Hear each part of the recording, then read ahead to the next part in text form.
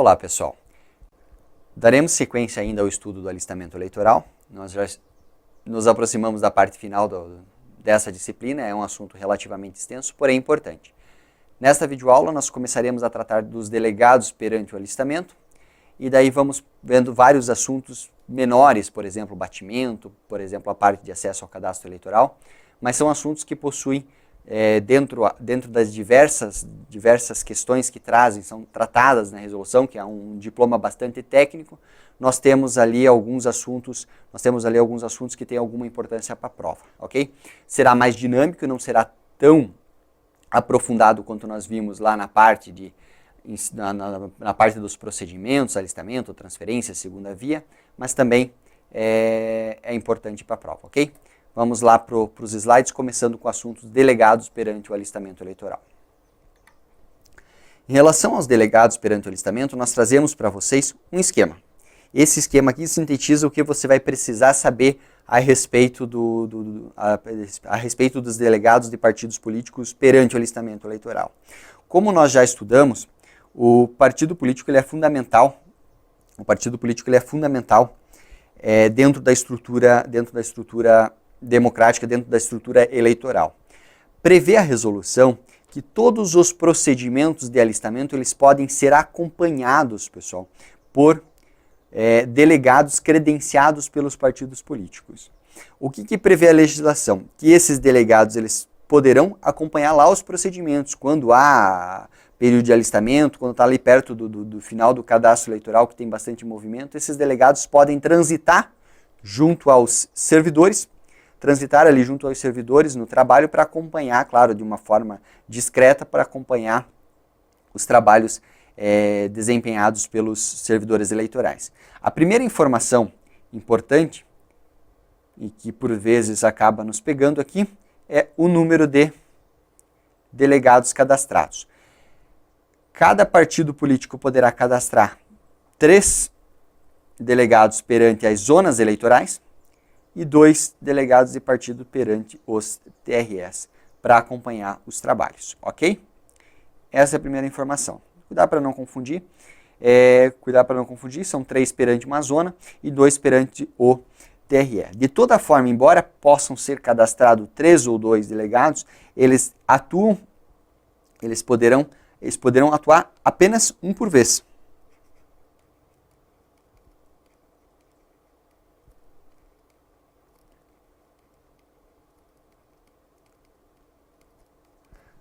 Né? Não podem, por exemplo, os três delegados do partido transitarem juntos, do mesmo partido transitarem junto dentro da zona eleitoral para acompanhar os trabalhos. Então, cadastram-se 3, mas um deles acompanha. Daí, se eventualmente aquele um tiver que se ausentar, outro pode ser substituído, ou o partido pode determinar quem irá ou quem não irá. De toda forma, lembrar que são 3 cadastrados perante a zona eleitoral e 2 cadastrados perante o TRE. O que é mais importante ainda é saber as atribuições que são conferidas a esses delegados de partido. Temos lá na resolução que eles vão acompanhar os procedimentos de alistamento, ou seja, eles podem acompanhar as situações de inscrição, transferência, revisão, segunda via. Nós vimos, inclusive, em relação à transferência, por exemplo, e até mesmo em relação à inscrição também existe a possibilidade de você impugnar, do partido político impugnar o deferimento ou indeferimento desses atos de alistamento. Então, o partido político acompanha esses trabalhos de alistamento. Além disso, os partidos podem requerer a exclusão de algum registro, de alguma inscrição do cadastro eleitoral. Se eles entenderem que há alguma irregularidade, eles poderão formular uma peça ali, uma petição, pedindo para que seja excluído uma determinada inscrição do cadastro eleitoral. E também poderão examinar os documentos relativos aos pedidos de alistamento. Aqui, pessoal, é importante ainda em relação à parte do requerimento de exclusão, eles podem também, está previsto ali na resolução, que eles podem também promover a defesa do eleitor. Então, paralelamente às hipóteses em que eles podem requerer a exclusão do eleitor, eles também poderão promover a defesa desse eleitor. Por exemplo, o eleitor ele foi excluído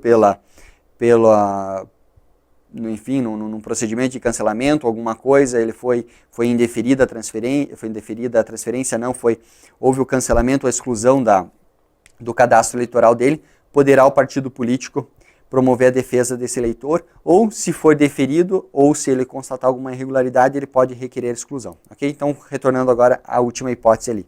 E além disso, poderá examinar os documentos. Para verificar se esses documentos são válidos, se eles estão corretos, ele poderá o delegado de partido cadastrado ali acompanhar.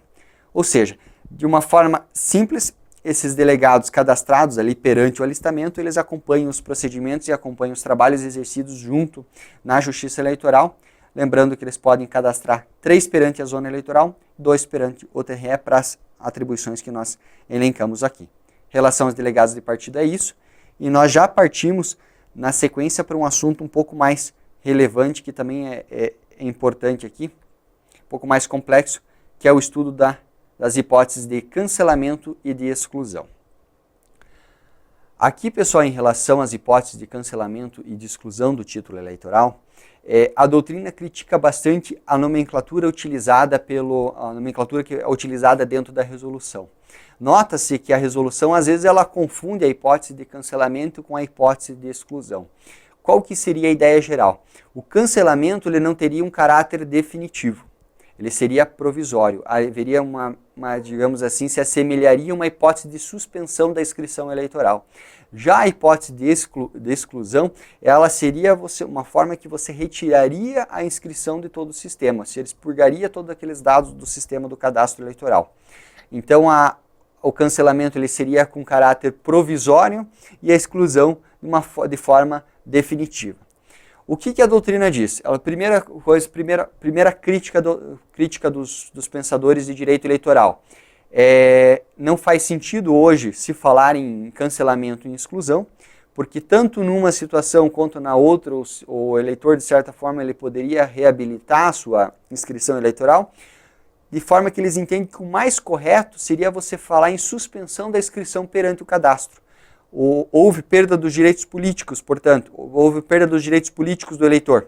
Numa situação de perda dos direitos políticos, não haveria necessidade de falar em cancelamento do título eleitoral, mas suspensão do título perante o cadastro, porque se superada a hipótese de suspensão dos direitos políticos, o eleitor pode vir novamente comparecer à Justiça Eleitoral, regularizar a situação e novamente reabilitar a sua inscrição.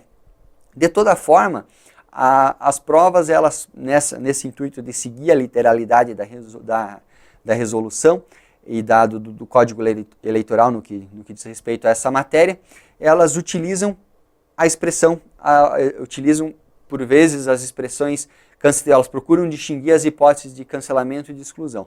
O que nós faremos aqui de forma didática?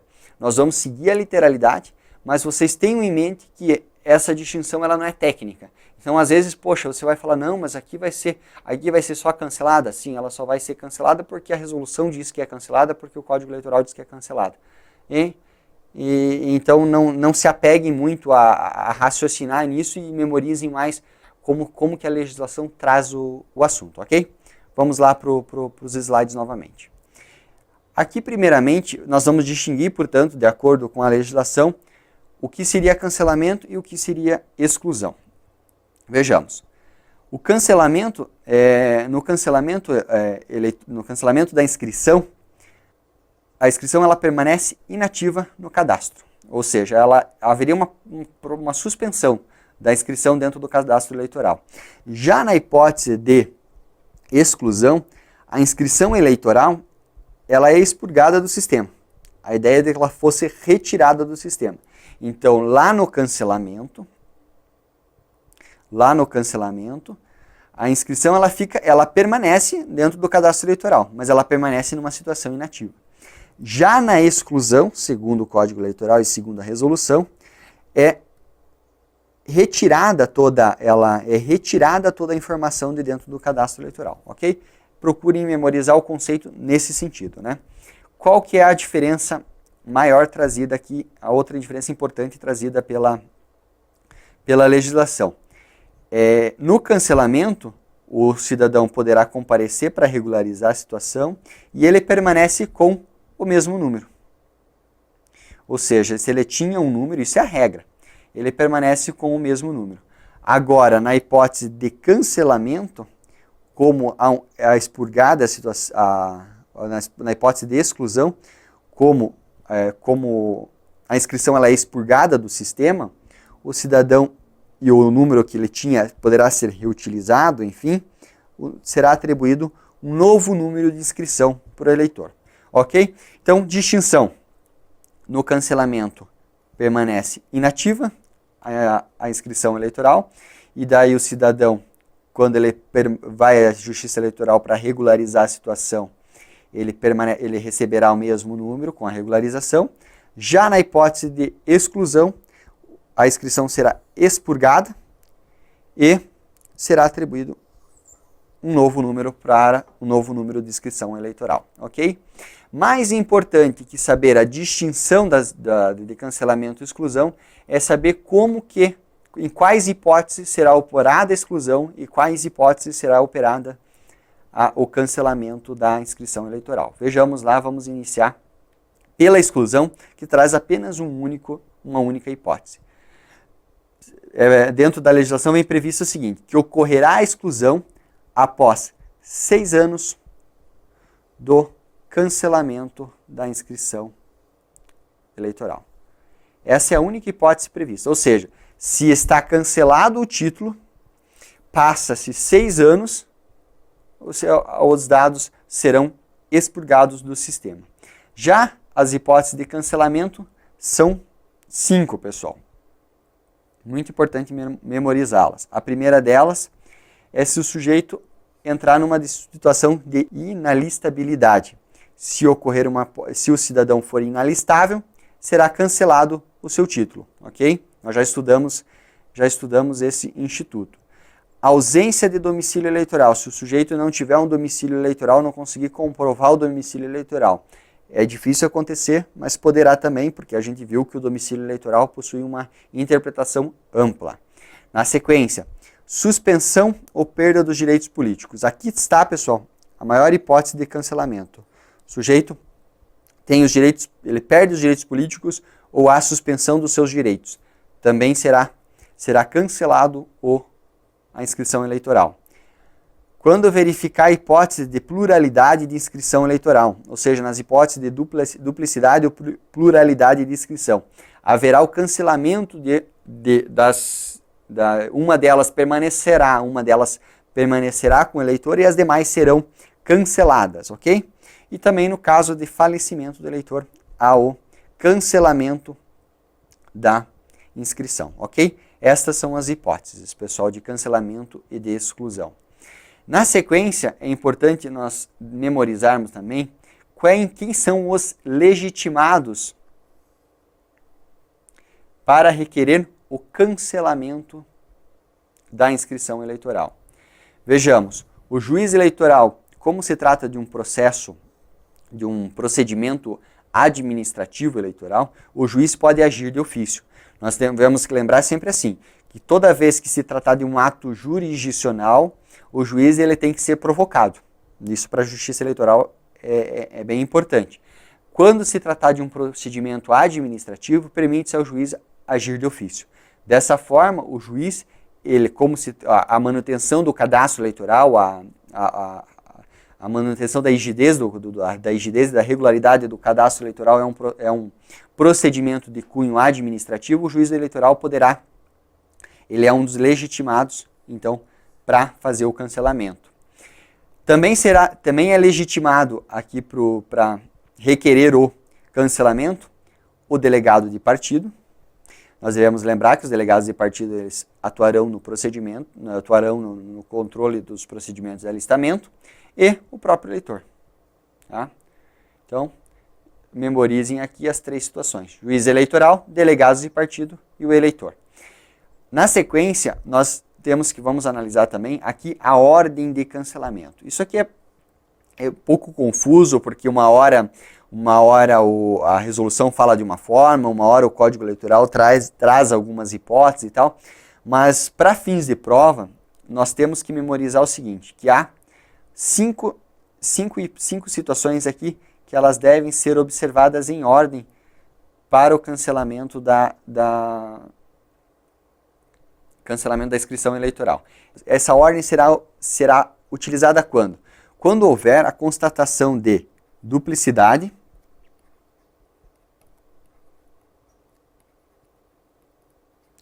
ou de pluralidade de inscrições eleitorais. Se constatada uma situação em que o cidadão possui duas ou mais inscrições para ele, no mesmo nome, para a mesma pessoa, né, verificada que de fato se trata da mesma pessoa, estabelece a resolução uma ordem de cancelamento. Vamos lá com calma para a gente entender. A primeira situação que nós temos é o cancelamento da inscrição mais recente. Então o sujeito tem várias inscrições, né, várias inscrições eleitorais no seu nome, verifica-se a primeira inscrição e vê se ela está contrária à legislação, se ela tem alguma irregularidade nessa inscrição. Se houver alguma irregularidade, cancela-se a inscrição mais recente. É importante não que você tenha em mente que a primeira hipótese é o cancelamento da inscrição mais recente contrária à legislação. Tá? Essa é a primeira situação. A segunda situação é o cancelamento da inscrição que não corresponder ao domicílio eleitoral. Então, se nenhuma das inscrições se as duas inscrições que ele tiver estiverem de acordo com a legislação, passa-se para a segunda hipótese de cancelamento, que é aquela que não corresponder ao domicílio eleitoral. Por exemplo, ele mora na cidade de Curitiba, mas ele tem uma inscrição eleitoral em Santos, em São Paulo, na cidade de Santos, em São Paulo. Cancela-se a inscrição de Santos porque não é do domicílio atual dele, ok? Se as duas inscrições estiverem regulares, tiverem sido editadas de acordo com a legislação e elas forem do domicílio onde ele está residindo, vai ser cancelada a inscrição cujo título não tenha sido entregue ao eleitor. Essa é uma hipótese rara de acontecer, mas pode ter ocorrido de o título ter sido confeccionado e ainda não ter sido entregue. Aí se o eleitor está na posse de um título, cancela-se a outra que ele não teve a posse cancela-se a outra que ele não teve a posse. Mas se o eleitor estiver com as duas inscrições com ele, com os dois títulos com ele, será cancelada aquele que ele não tenha utilizado para votar. Ok? Bem tranquilo. Então, se as duas inscrições que ele possui, elas estiverem, vamos lá com calma, se as duas inscrições que ele estiverem de acordo com a legislação eleitoral, as duas inscrições forem do mesmo domicílio e ele tiver na posse dos dois títulos eleitorais, será cancelada aquela que não for utilizada para votar. Digamos que o eleitor tenha utilizado as duas inscrições para votar ou não tenha votado duas vezes, portanto, utilizado as duas inscrições para exercício do voto, ou ele não tenha votado nas eleições, né? Não podemos aplicar essa hipótese, será cancelado a mais antiga. Ou seja, dá a entender que da primeira para a segunda hipótese nós temos uma contrariedade. Mas a primeira hipótese, ela só vai ser aplicada se houver a inscrição contrária à legislação. Se você tomar se forem tomadas as duas inscrições e verificada que há um procedimento, alguma irregularidade na confecção do título. Acontece que muitas vezes eles são confeccionados corretamente, eles não estão contrários à resolução, por exemplo. Daí, nesse caso, não pode se cancelar, não pode se operar o cancelamento da inscrição mais recente. Aí você vai passando para a segunda hipótese, passa para a terceira, passa para a quarta. Se não houver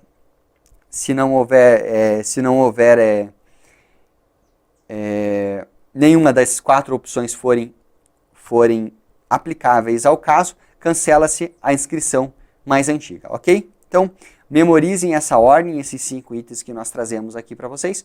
Com isso, vocês não erram questão de prova. Lembrando também que nós temos lá no artigo 5º, parágrafo 2º da resolução do alistamento?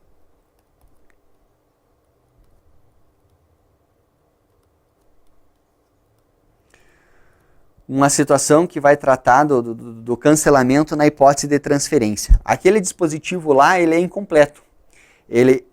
A gente tem que saber, nós tratamos dele com calma, nós vimos as hipóteses lá, porque a prova vem e pergunta literalmente da forma como que foi colocado lá. Mas lá ele só traz duas hipóteses, cancela a mais antiga, permanece, transfere a mais antiga, cancela-se a mais recente, daí vê se não for, se cancela-se a utilizada para votar ou não utilizada para votar, enfim, só são duas hipóteses lá. Aqui nós temos uma situação mais completa, que ela vai observar ali o artigo 75 da resolução. Né? É essa efetivamente a ordem de cancelamento quando identificada por duplicidade ou por pluralidade de inscrições eleitorais, ok? Encerramos aqui a parte do cancelamento e nós damos sequência aqui para tratar do procedimento de cancelamento, do cancelamento ou da exclusão do título, ok? Verificada alguma irregularidade no cadastro, será instaurado o procedimento.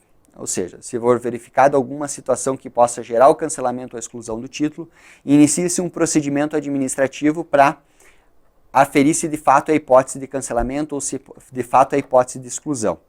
Né? Serão autuados com um processo com alguns documentos, formam-se autos com documentos, e em seguida é feito um edital de publicação para dar ciência aos interessados, ou seja, essa ciência aos interessados aqui, nós podemos basicamente listar os partidos,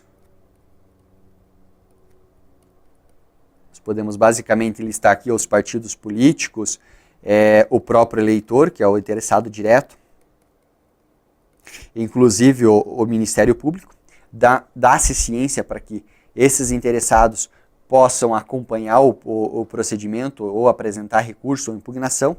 E daí nós temos o seguinte, que esses interessados eles poderão ofertar uma impugnação no prazo de 5 dias, ok? Daí nos 5 a 10 dias seguintes, nos 5 a 10 dias seguintes, haverá instrução, ou seja, as partes poderão trazer provas para justificar o cancelamento ou para defender o não cancelamento, dependendo da situação.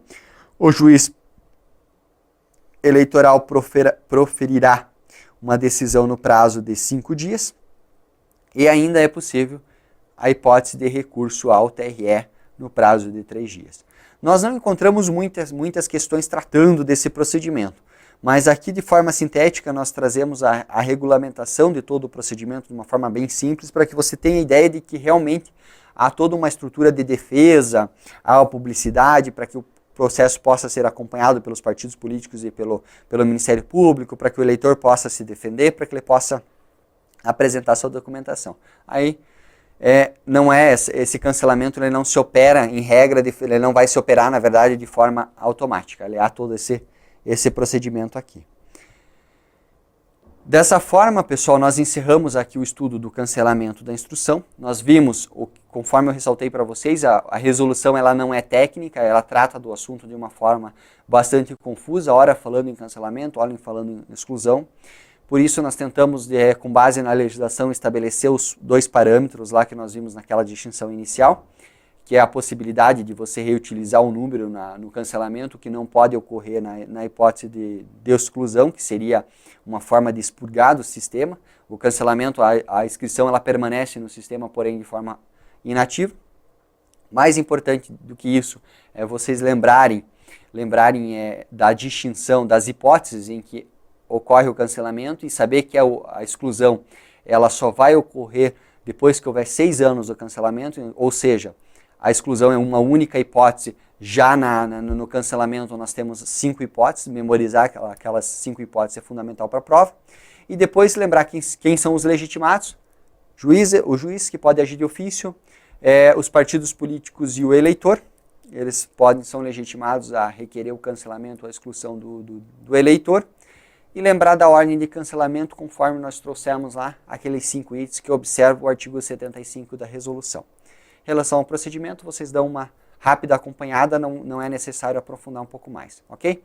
Vamos dar sequência à nossa aula agora, pessoal, tratando a respeito do título eleitoral. Vamos lá.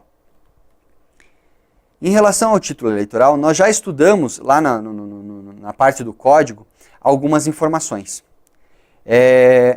Contudo, aqui para fins da resolução, é importante que nós tenhamos em mente alguns aspectos peculiares relativos ao título. Primeira coisa, o título eleitoral ele vai provar o alistamento, ele é o documento principal do cidadão, do alistamento eleitoral. Esse documento ele é pessoal, de forma que ele não pode ser entregue a terceiros, pessoal.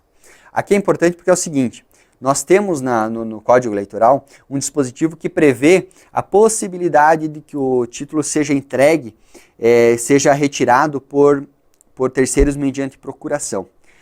A resolução 21.538 prevê o seguinte, vejamos lá. O título será entregue no cartório ou num posto de atendimento, pessoalmente. Ou seja, não poderá ser entregue, vedada, aqui ele fala vedada, interferência de pessoas estranhas. Ou seja, o título não pode ser entregue a terceiros, não poderia ser entregue, portanto, mediante procuração. Isso é importante porque já vi questões de prova que perguntam, se o cidadão, se uma outra terceira pessoa habilitada pelo eleitor entregar a ele uma procuração específica para retirar o título, pode? Não, não pode. Essa regra que está prevista lá no Código Eleitoral, ela é inaplicável. Por quê? Porque o título eleitoral ele é um documento pessoal. Ele somente poderá ser entregue ao eleitor, vedando-se qualquer interferência de pessoas estranhas aqui no recebimento. Além disso, essa é uma situação que nós não devemos nos preocupar muito, porque o título ele é emitido na hora. Hoje o cidadão comparece à Justiça Eleitoral e já no ato ele faz todo o procedimento de alistamento, ou se ele for fazer transferência, enfim, ele já sai de posse do título eleitoral dele, de modo que é desnecessário ele comparecer posteriormente para a retirada do título, ok? Na sequência, a resolução, ela trata da necessidade de apresentação do título para votar. Aqui pergunta-se, pessoal, é necessário apresentar o título para votar nas eleições? Em relação a esse assunto, ele foi muito discutido há alguns anos atrás, acho que umas 2 eleições atrás, porque houve uma alteração dentro numa outra resolução do TSE. Havia-se a discussão pelo seguinte motivo: o título eleitoral ele não contém a fotografia do eleitor. Aí o eleitor comparecia para votar apenas com o título. E não havia ali nenhuma forma de você poder identificar se de fato o portador do título era o cidadão que estava indo votar. Dessa forma, houve inicialmente uma resolução do TSE dizendo o seguinte: para você votar, você tem que levar o título e um documento de identificação. Então o eleitor, para ele votar, ele tinha que comparecer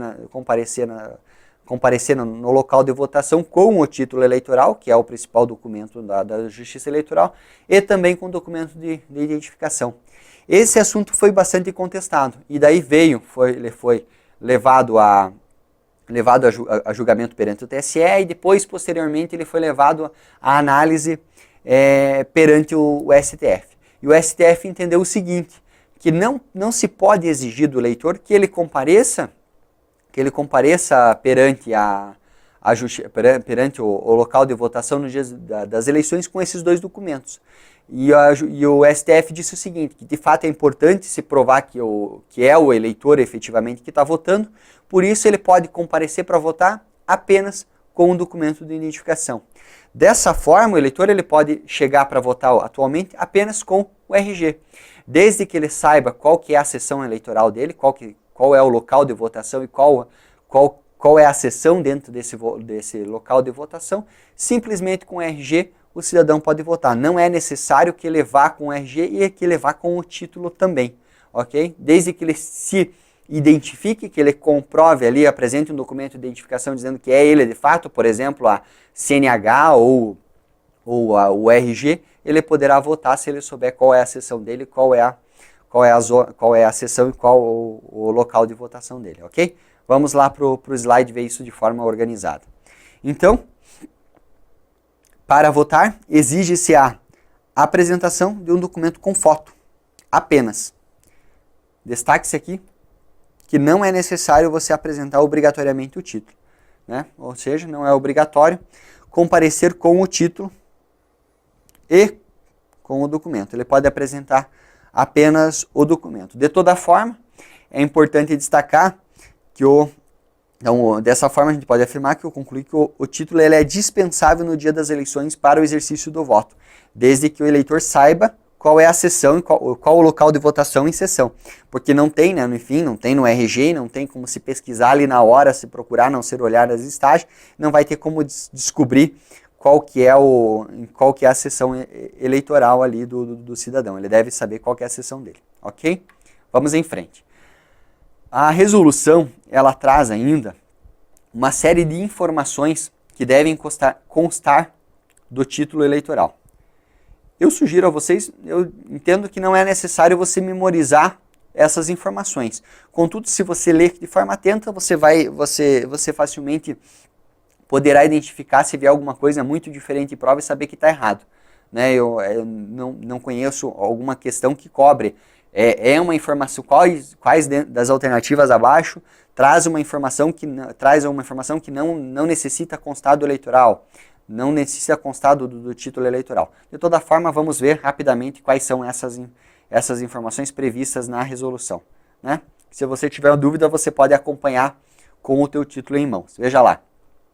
Nome do eleitor, a data de nascimento, constará também a unidade da federação, o município, a zona eleitoral, a seção onde o sujeito vota, o número da inscrição, a data em que o título foi emitido, a assinatura do juiz eleitoral. Nós veremos aqui em relação à assinatura que ela poderá ser online, mais à frente.